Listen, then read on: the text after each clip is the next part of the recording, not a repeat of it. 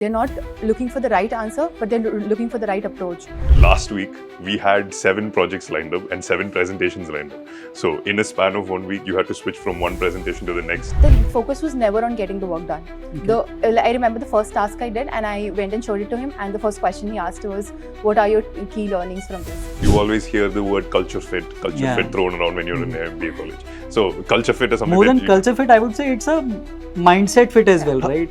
I had to go through a lot of tariff orders, which I had never seen in my entire life, supply codes, and they are like huge 300-page government documents, and they're very complex in nature. I think we have to get over the fear of being critiqued when you start doing your internship. Once you get over that, you will be your best self. What did you do differently at your internship to, stand out from the rest and, get that offer?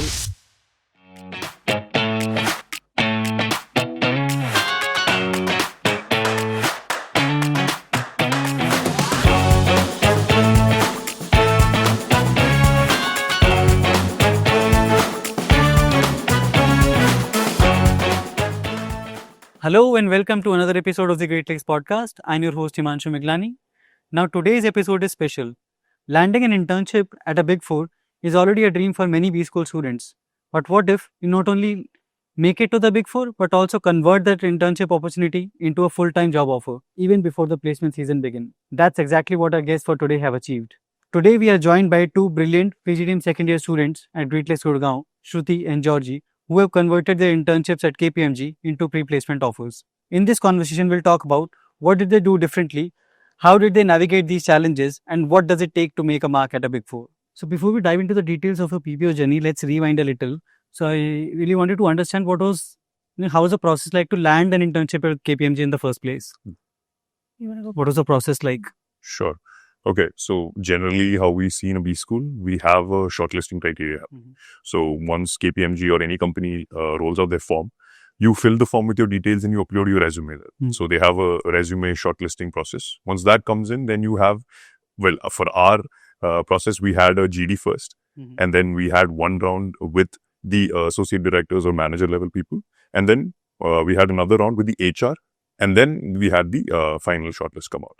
Okay. So that was the entire process breakdown of how the internship selection process went. Okay, but with this question, I wanted to understand, what did you do differently to stand out from the rest? The CCS team here told us what are the basics that you need to follow. Like, be loud, be dominant, understand what kind of things you have to say, what kind of things you should think about, different questions they could ask. So we prepared a lot on those lines. And in the interviews as well, whatever question they asked, they wanted a solid answer for it. They did not want a script that was prepared that you want to answer. They wanted to understand what your learning ability is. So a very important thing that I understood from the entire interview process is they want someone who's coachable, someone who knows how to learn, who's willing to learn new things. Because as a consultant, you'll be working on a lot of service lines, a lot of different projects. So they want someone who's willing to learn. So I wanted to show that part of it very extensively throughout my entire process, throughout my resume, throughout my GDs, even throughout my interview process. Oh, nice. And how about you? So my journey started out on this day one of MBA itself. So I came from a biology background, and all the subjects that we were studying here, and although the entire curriculum was very different from what I had done earlier. So since the day one, I was very keen on going to all the classes, attending all the classes, understanding the fundamentals. And the one thing that really helped me here is the learning is not rote learning. Everything is application based. So for example, economics class used to be discussion about newspaper, not just learning about the supply curves and all. So that really helped me to, build my foundation. And that gives you a lot of confidence when you're appearing in interviews, because they will test you for your fundamentals, especially for during your internship. The next part was, because I came from bio backgrounds, I was not used to sitting for interviews or professionally grooming myself. So they gave us an entire outline on how we need to conduct ourselves for interviews.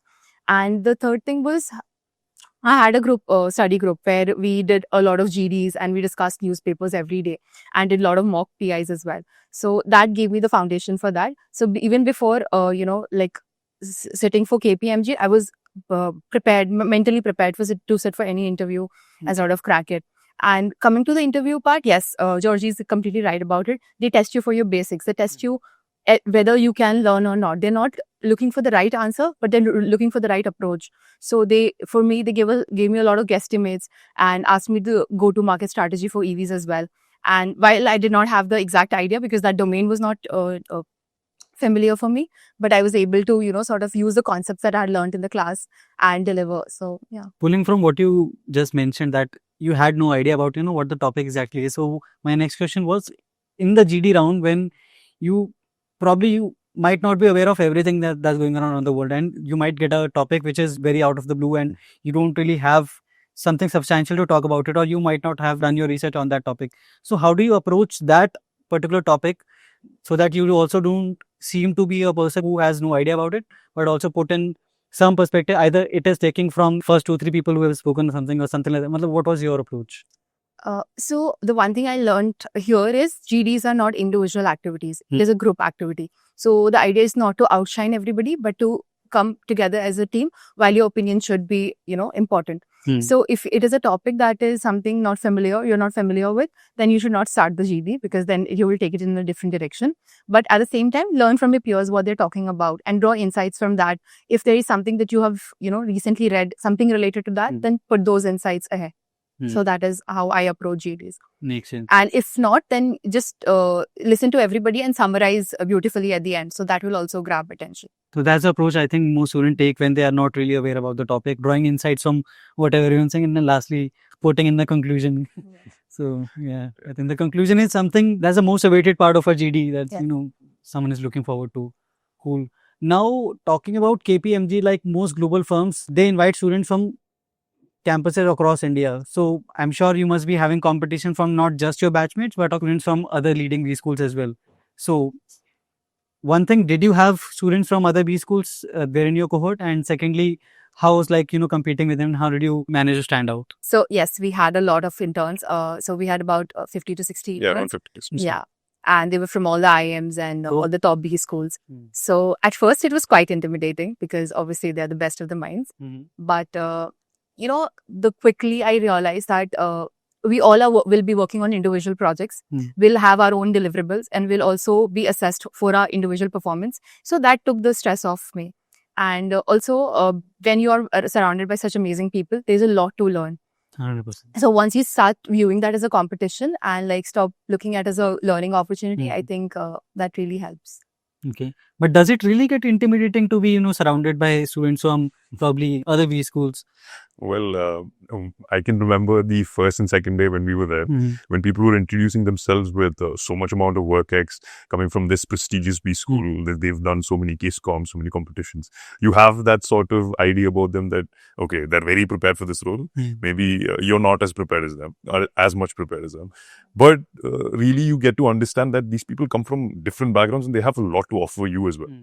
For example, in Great Lakes, there's a specific methodology of teaching that prepares you, the entire batch, in some sort of coherent way. But the same thing is true with, say, for example, another B school as well. They'll have their own key standout features or key elements that they're very good at. So when you interact with them, talk to them about this is what you're working on, this is how you can help, they give their valuable insight as well. And the good thing is they take our insights as well, because there are some things that we are good at innately compared to them as well. So that creates a very good working environment with all these people. And as far as competition goes, competition is good to a certain extent where it helps you perform at your best. So when you have people of that caliber coming in, it obviously makes you want to be at you perform at your best as well. Makes sense. And now you are the guys who were able to convert that internship into a PPO. So yeah, congratulations on that. Thank you, sir. Thanks. Yeah, and let's talk about your internship experience now. So working with a BIG4 firm often comes with, I would say, a lot of expectations, but again, a very steep learning curve as well. So what was your role like, and how do you, again, I'll ask you the follow-up question, but what was your role like? Our role was into consulting itself, and the domain we were working on was in energy and infrastructure. The service line, both of us luckily had the same service line. We were in power and utilities. Power and utilities, yeah. So in power and utilities, generally what we see is under infrastructure projects, whatever new projects come in, whatever clients want deliverables from that is what we were generally working on. So the steep learning curve that you mentioned there is very true when it comes to a field as niche as this. So as an MBA student, this is not what you're primarily focused on. You're focused on different market approaches, finance and things of that sort. focusing fundamentally on a sector as niche as this, even though it's very important for the entire country, even though it's a very big sector, you do not have a very great idea about it. So that meant doing a lot of research about the entire type of projects that they've done, that KPMG has done by themselves, and also what is existing in the market.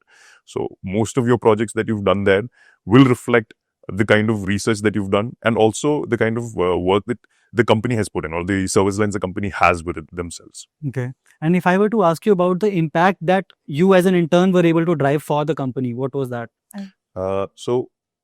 Initially, we worked on various different types of projects, all from our academic project that we were supposed to complete for the institution, to client projects that we were there, to internal service line projects. Okay. So, how long was the internship? 2 months? It was around 2 months, yes. Okay. So, as an intern, you won't be expected to change the world, Right. but you will be given a sort of approach to, these are the deliverables that you have, and this is how you can contribute.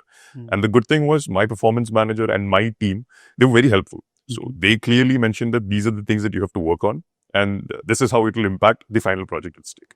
So there was a clear thought of ideas, or a clear train of thought that helped me, like, this is what the objective is, this is what I should work towards. This is why you're doing this, and this is what the outcome will be.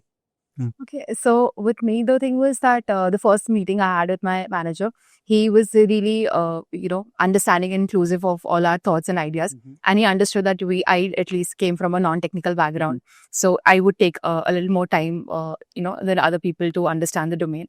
Then he was also very keen on understanding where our interest area lies. So for example, he gave me a bunch of topics, to research for at least a day or two, and come up to him, telling him which topic I was interested in. And once I was able to give that to him, he outlined the entire project around that. So that was a really important part for me. And since I was from a non-technical background, he first wanted me to be familiar with the entire domain. So he divided the task into smaller tasks, and he for the first 2 weeks he used to frequently take feedback, like from whether I was facing any issues or not.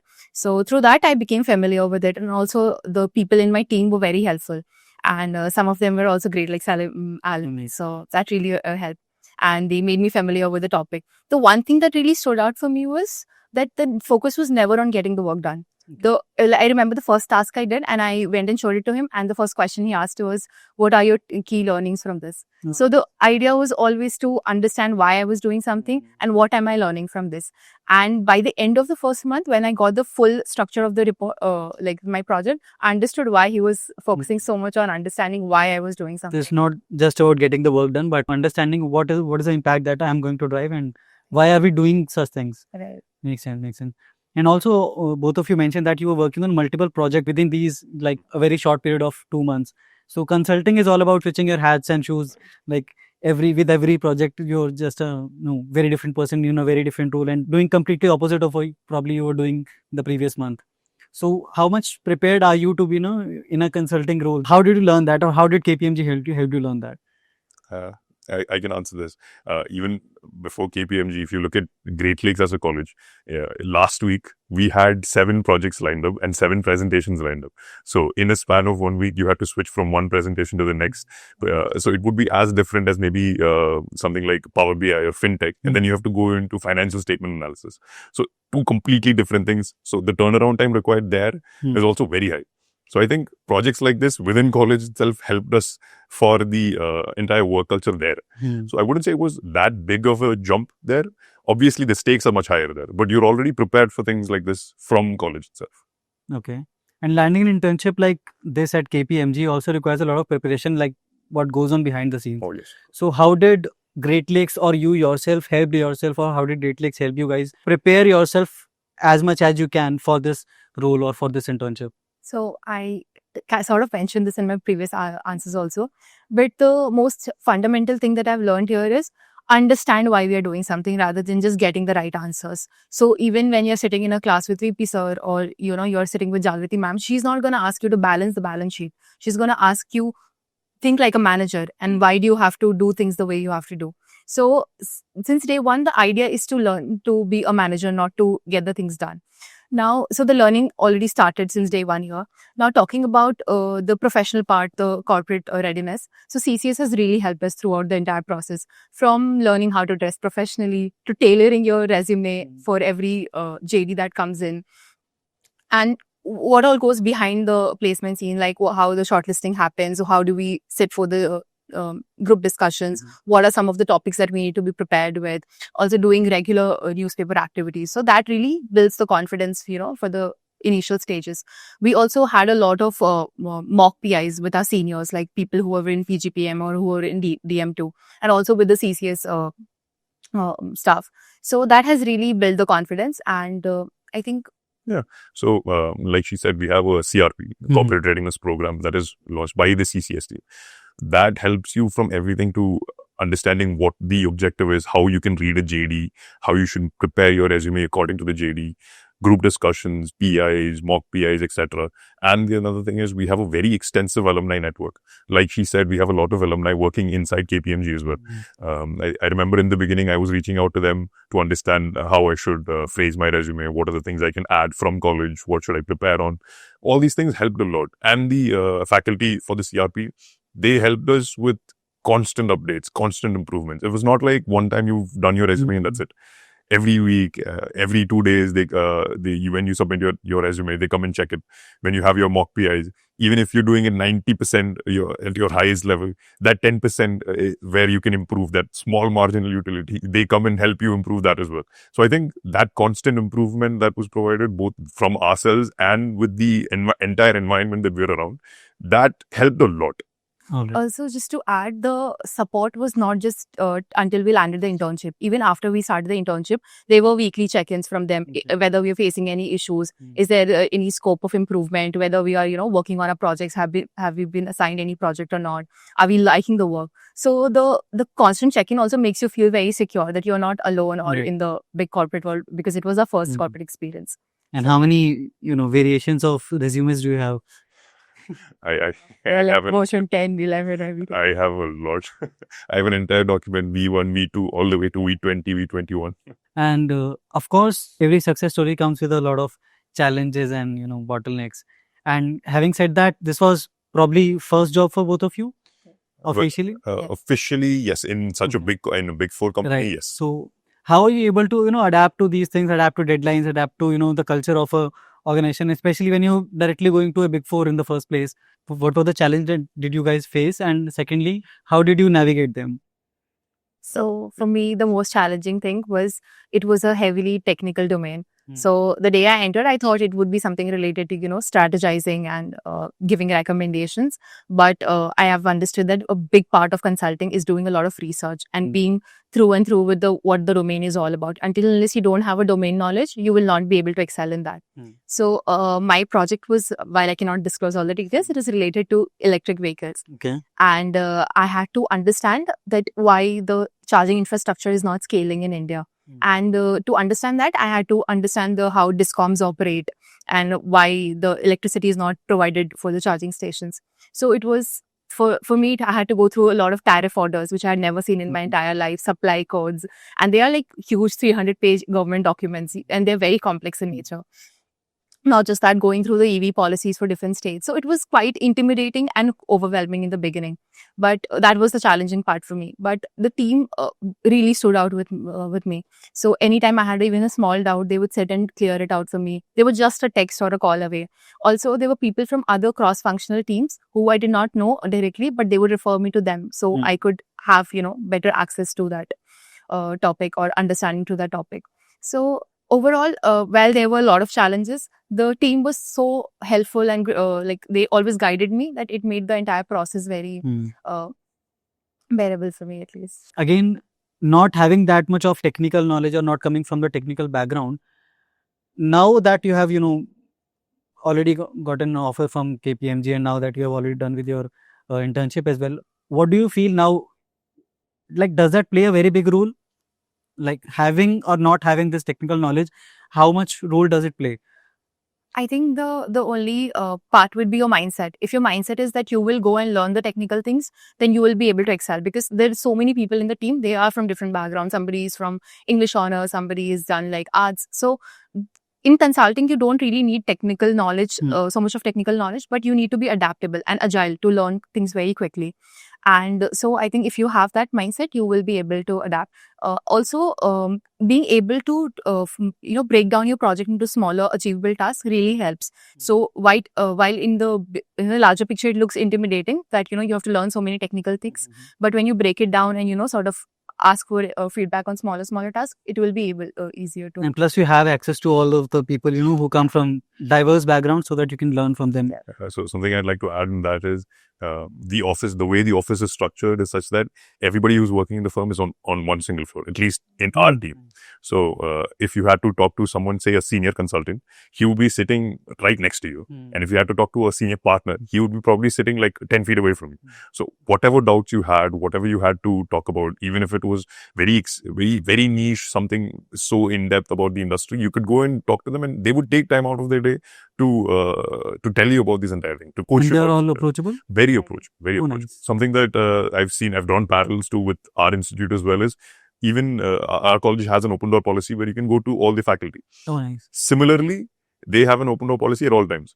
Even if someone's working on a project, even if someone's having their lunch, they call you in and they ask you questions. Where are you from? What are you doing? And the added benefit is that we had a few alum from our college working there in similar roles as well.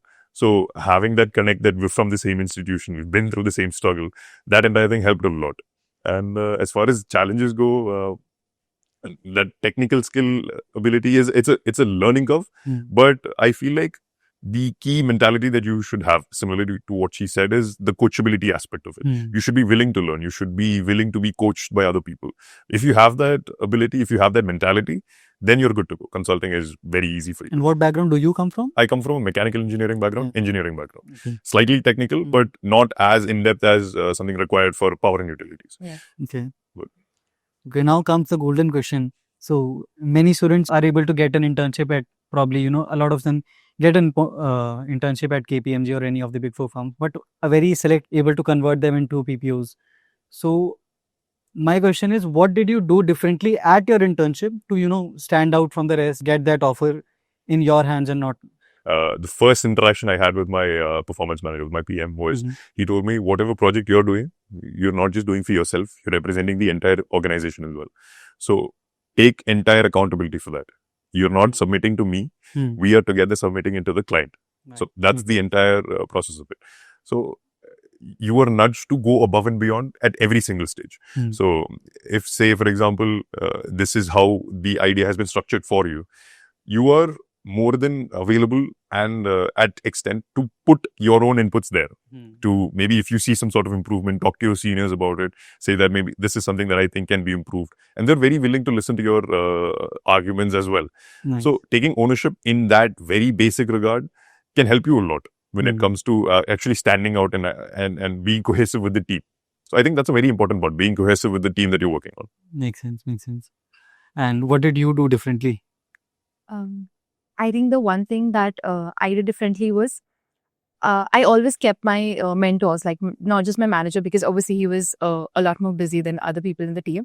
So not just my manager, but other people also in my team, I kept them in loop every time I did something. For example, even if I had broken my objective into scopes, after I did my research and I broke that into, doable scopes, I went and took feedback from them. And I never went to them without being prepared. So I always did my groundwork first and then sort of got feedback from them. So anytime I would interact with them, obviously there was a lot of scope for improvement, a lot of feedback. But the one thing that they would always appreciate is I was always on time and I was always prepared. Like I knew what I was doing. So I think that really helped me. And the second thing was being honest about, whatever you're doing. So if you're stuck, be honest, communicate with that, with your manager or your mentors. If you're feeling like, this is something that, you're not interested in, then go and communicate. And I think being honest about your, work and how you feel about that work really helps, especially during internship, because that is where most of the learning happens. So I remember this one time I had worked on something for almost a week and I felt like there was not a lot of improvement in my work. Or not something I had achieved because I had divided my work into, scopes for each and every week. And I had not achieved that for that particular week. So I opened up with my manager. First, I was very hesitant because he was a very busy man. But then he told me that I should not be afraid about this, because this is where I learn. Internship is where you learn, where you make mistakes. And that gave me a sense of confidence for the rest of the, remaining weeks. So being honest really helps.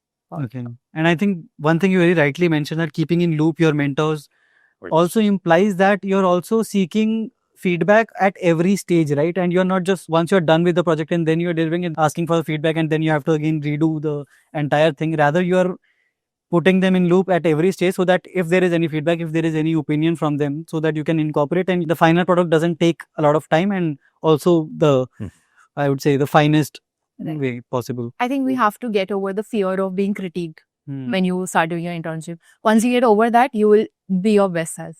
That's a very good way to put it, because when you come out of this institute, you believe that you're at some sort of stake. So that you believe that you're good at some things. Say, for example, PowerPoint presentations, how to make a presentation. But when you go into an institute, when you go into an organization, is when you understand how good they do it. So you have to be willing to see it from that extent, like, okay, this is what we're supposed to do, and maybe I should understand how they're doing it and improve myself as well. No, so definitely. You should be willing to take criticism. And when I say criticism, it's not destructive criticism at all. It's very constructive criticism. This is how you can improve it. And I've seen that in the work that I'm doing in college now as well. Post the internship, the presentations that we're making in college have seen a very drastic improvement. So that kind of help, that kind of critique, that sort of recommendation and suggestions, this is how you can incorporate this infographic, maybe this is what you should add, this is how much research you should do. No, definitely. I think learning is at every stage, because it's not about if you know the work or not, or if you know the tool or not, because it's a very subjective feedback that come from companies as well, that some things are done very differently by a different type of organization. Even if you look within the Big Four, all of these are doing things very differently. So it's not about if you know how to make a PPT, it's all about how they do it, and how, if you're able to, grasp that, how the hierarchy looks like, how the communication looks like. It's not about that you were not good at it. It's just that were you able to adapt yourself to the organization, with the organization, and how quick were you, were you able to learn. Okay, now lastly, there are a lot of students who are looking up to you now. So what is that one advice or a couple of advice that you would like to give to young professionals or your batchmates, that what they should do to convert their internships into getting a job offer from the company? Right.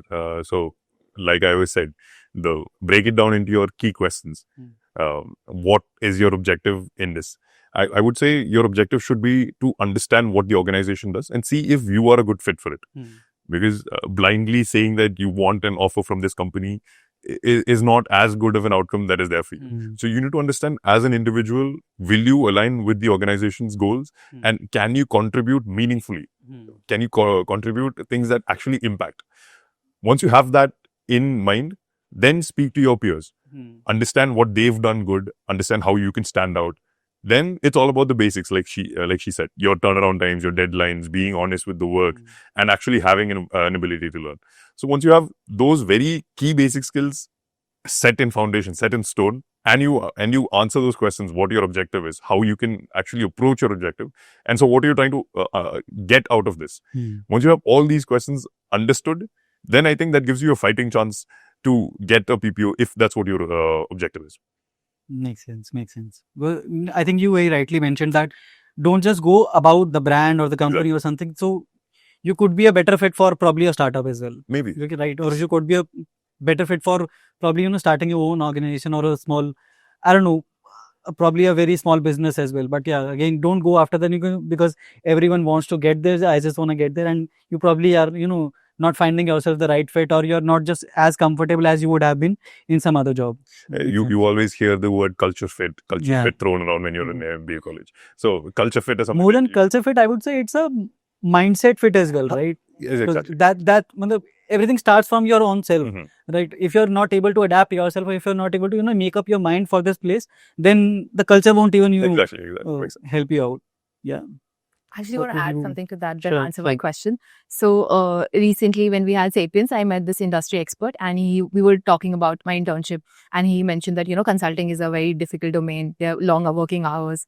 And then I sort of, look back at my internship. Yes, there were long working hours, But I never thought of it like that, because I loved researching. I loved, finding solutions. I wanted to know the why. So I think once you're inquisitive enough about those things, you will never realize that, it is a difficult thing or it's a tricky thing. So I think people need to be inquisitive and just like driven. And coming to the, so the question was one advice I would give. Yes. So my only advice is don't, focus on performance, but focus on learning. Performance, yes, very important. It is the end goal. But if you have done the learning curve right, like if you have, put in effort there, the performance will come in. Then the performance becomes a byproduct. Yes. And especially when you are doing your internship, you will be surrounded by people who are just too good in their fields. Okay. They're domain experts. So the idea should be to learn the most from them and, try to become better in that if you want to continue. So just start like focus on learning. Okay. And also build good connections. So don't live in your coop. Talk to the people who are around you, who are in your team, who are in different teams. Talk to your manager, have conversations. Don't be intimidated by people. They are very approachable. Okay. And one takeaway that I took from this conversation is be inquisitive. Oh, yes. Always have a why for everything, right? Because if you are just doing something just because you're asked to do so, that's never going to take you far. Because if you have a why for everything, why are we doing this, and why for everything is very important. Being curious enough to understand, if you don't know why you're doing it, try to find out why you're doing it. That part also, that shows when you're actually interacting with a senior person there in the company. Yes. If you understand what you're doing, why you're doing it, and what the impact of it is, that actually makes your entire case very solid. They understand that, okay, this individual or this candidate is someone who actually knows what is going on. Right. That helps you stand out as well. Makes sense. Cool. I think thank you so much, guys, for your time. And it was, I know, a very, very busy schedule for you, for you guys. Thank you so much. Thank you.